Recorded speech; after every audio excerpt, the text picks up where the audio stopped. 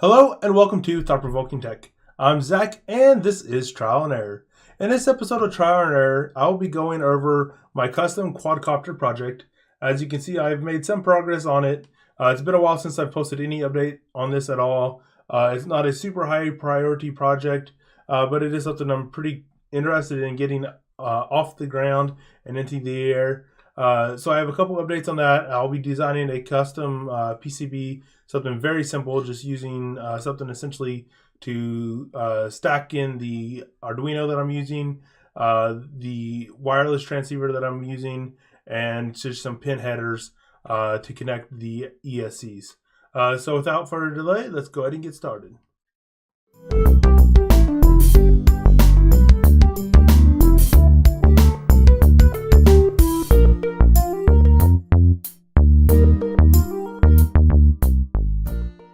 Alright, so I just wanted to do a brief overview of the circuit that I plan on getting made into a PCB, and just doing a run through of that and what I plan on doing and why I plan on doing that. So I plan on using the Pro Trinket 5V from Adafruit to at least get this project off the ground.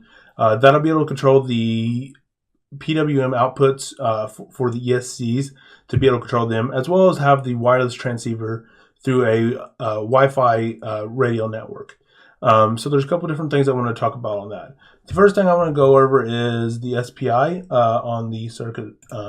So the board that I'm using is also from Adafruit, and it uses a simple Wi-Fi transceiver for the connection. So you have your SPI, which you see is 10, 11, 12, and 13, as well as just an enable port, which is just run straight to the voltage in, or your 5V input.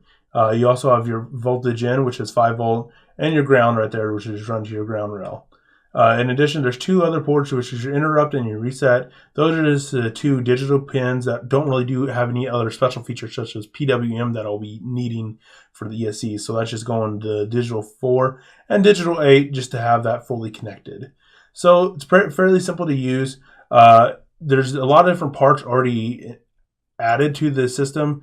For example, if you use Seed Studio, there's a bunch of different things there that you can enable. There's all different types of companies that have parts added. I think SparkFun has a ton of different components here, and you can essentially get the link to this part right here. Is actually, I can go straight to that link of the product on the internet and purchase it. And wiring it is just like you would be wiring in real life, so it's very simple to use fritzing. Just wanted to go over a couple more things real quick. Digital pins 3, 5, 6, and 9 are the other 4 that can do PWM. You can see that they have analog write capabilities. So those are the 4 I'm pretty much stuck using for the PWM, because that's pretty much all that's left. So I just have those going in order to every third cable, or every fourth cable technically, because they go in pairs of 3. So as you can see, the ESC has a quick disconnect pin that goes to your flight controller. You have 2 cables going to it. It's actually a 3 cable output. The middle one is empty. Normally that would be a red cable. Some of this just a lot smaller gauge. That would give power to the flight controller. The ESCs that I have don't have that, and I don't need that because I'm getting power from my power distribution board that I'll go over in a quick second. However, the white pin is going to your PWM output ports on your flight controller, and your black is your ground. So what I have here is just a quick series of pins that I'll be able to plug into and essentially get those white cables going to my 4 different PWM, and then the black cable going straight to the ground, and with a blank in between that is the not used 5V cable or port. So that essentially takes up 3, 5, and 6, and 9, and it pretty much fills up the board for the most part. Beyond that, you can see that I have another set of 2 pins going to battery plus and ground. I have a power distribution board coming on the way. I thought about making this myself, but I figured for $5 to $10, I may as well get it. It has the adapter already included, so I will have to solder that properly. But it has the adapter, so it makes it easy to convert. I don't have to hack the battery at all or come up with some solution to connect to the battery. It's there, and it already has 5 and 12 volt outputs. For the Pro Trinket in general, you want 5.5 to 7 volts actually input for in a perfect world. You can't just run a 5 volt input because you want to have a little bit higher voltage than what you're actually going to be outputting due to just losses in the power input in the system. I might try connecting a 5 volt and see if I can power everything sufficiently from that, but I don't anticipate that. So I'm probably going to run 12 volt. That's about 5 volts higher than what you really want. You want around 7 volts on the higher end, but it can go all the way up to 16 volts. But when you have the extra high voltage, it will have extra heat due to the power transmission of converting it from a 12 volt to your 5 volt that you're really looking for. So in a perfect world, you want 5.5 to 7. I'm going to try with the 5 volt. I don't anticipate that working, so I'm probably going to end up using the 12 volt output from the your power distribution board.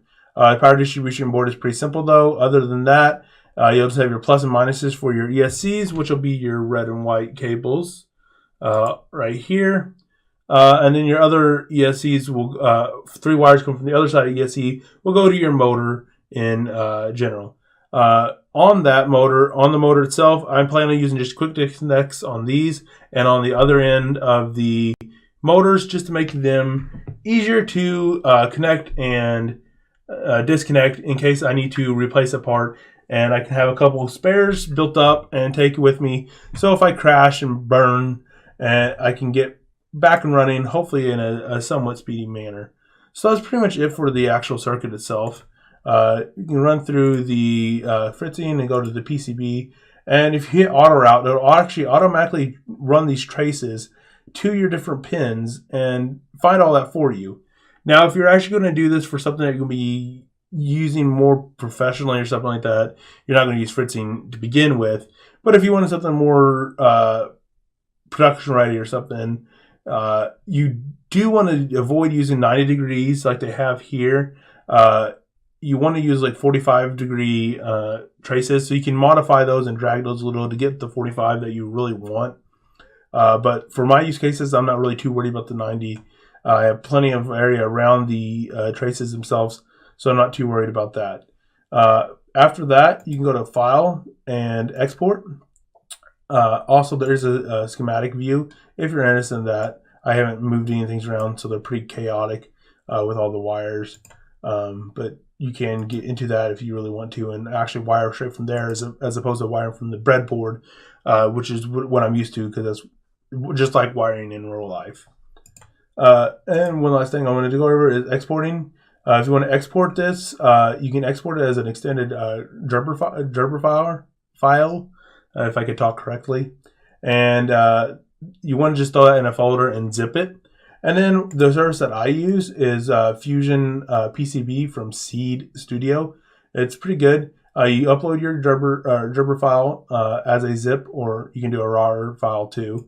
And then they have a view. Make sure you can double check, and you can check your top and bottom traces and see those.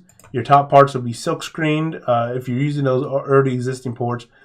These are actually like header ports, but I'm just going to throw pins on there. I just use those for the spacing, but I'm just going to use simple pins just like you see right here on the actual PCBs themselves. I'm not going to put a female header, then run a male header connecting directly to that. I'll just have the header pins sticking up and connect those quick disconnects from the ESCs from there. But you can see the overall PCB that will be cut, holes that will be drilled, and then all your traces. You have tons of different options. They can actually go up to 16 layers. The fritzing itself can only go 2 layers. This is advanced a lot. The last time I used it didn't have near as many options, but they've advanced it a lot. You can input your dimensions here. I've already actually added this to my cart, so I'm just running through it again.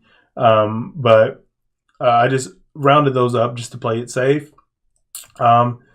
You pretty much, you have a minimum size that you need to hit, and it kind of goes up in chunks based on the actual dimensions of your final cut part that they'll be producing, based on the quantity you have and the dimensions of the boards themselves.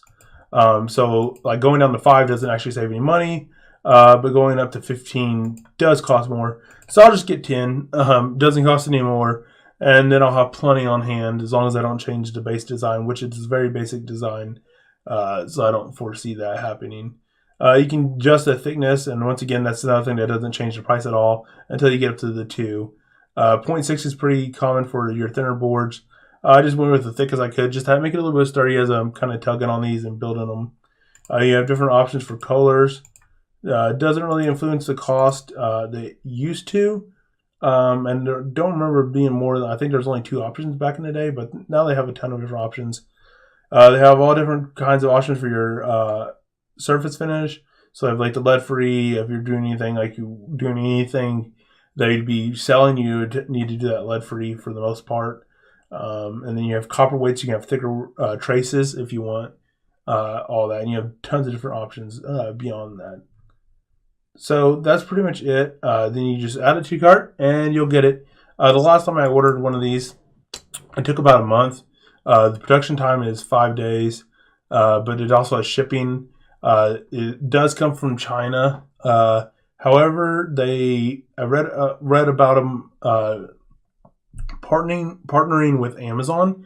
So I don't know if the shipping will be expedited by Amazon's backend that they have kind of forged from all the stuff that they get shipped across seas and stuff. So that might actually be a little faster. That'd be awesome.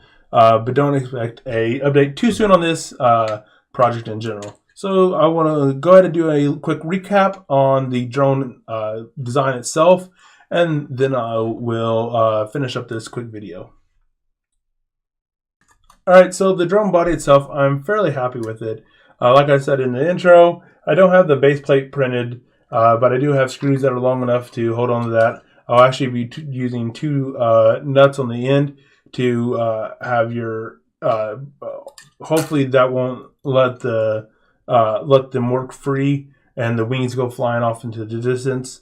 I do have some designs I want to do in the revision. So if you're interested in that, head over to Printed and go ahead and subscribe. And go ahead and hit the little bell icon, which will get you notified when I release a new video. Has some pretty cool projects coming over on there too, in addition to just redesigns of this project.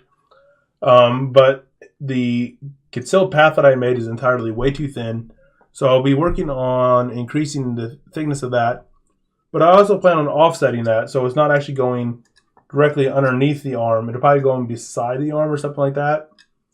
And the reason because of that is going directly underneath the arm, it kind of limits, due to the thin passageway here, that you don't really have a lot of leeway to get around the screw.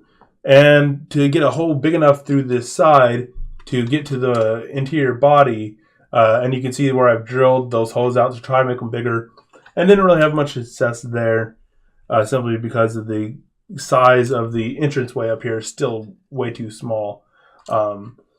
So I do have some design work to do, and I have in my mind what I want to do, but I think the beginning is pretty solid. Looking forward to where it evolves. I definitely need to make my electronics interior part a lot bigger. I did get a battery in, but the battery is massive compared to my drone. It's 1800 milliamp hour battery. I have no idea how long that'll last. If that lasts quite a while, I might end up downsizing that a little bit. But I do want to have a decent amount of flight time. I don't want to just go out and fly for 10 minutes and then have a dead battery. So depending on what I do, I'm going to probably try to make that so that can fit, as well as my electronics. But I am making some progress on this, and it's starting to shape up to a hopefully working project.